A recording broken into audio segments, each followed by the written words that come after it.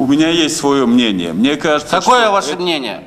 О том, что да, это обманули или на хорошее соглашение? 2003 год он был несправедливым в отношении Кыргызской республики. Но есть 2009 год, который уже ратифицирован, который намного лучше 2003 года. Теперь, чтобы не быть голословным о 2003 году, нужно обязательно иметь доказательства. Доказательства чего? Доказательства коррупции, доказательства еще чего-нибудь. В целом он Кыргызстану выгодно было или вот невыгодно, наименее выгодно?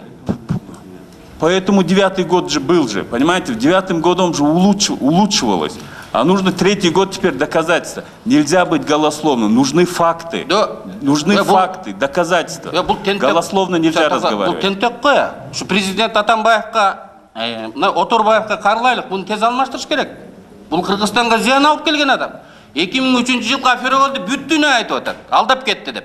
Эч нерсе кыла албайбыз, келишимге кол коюп койдук. Бизди алдап кетти деп санды чагып отурабыз. 2009-да туура эмес экен деп айтып атат. Анан жок, ушуну дейт, пара алган адамды кармаш керек. А невыгодно болгондо невыгодно деп айтыш керек да. 2003-дагы, 2009-дагы мына ушул киши айтып аткан признанный эксперттер бул абдан жакшы деп жазып берген. 2003-жылы сизге окшогон Осмонов Курбанбек деген бар.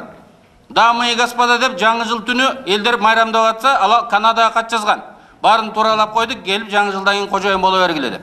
Анын үстүнөн иш козголду. Араң-араң кутулуп чыкты срок давности өткөндүгү боюнча. Далилденди, мойнуна алды. Сизге окшогон коллегаларыңыз. Анан сиз айтасыз, далилдеш керек, жаңы керек деп. Ошондо дагы мактаган сизде болуп адамдар. Ошондо дагы эксперттердин сунуштарын мына бүгүн биз ушуну көрүп отурабыз.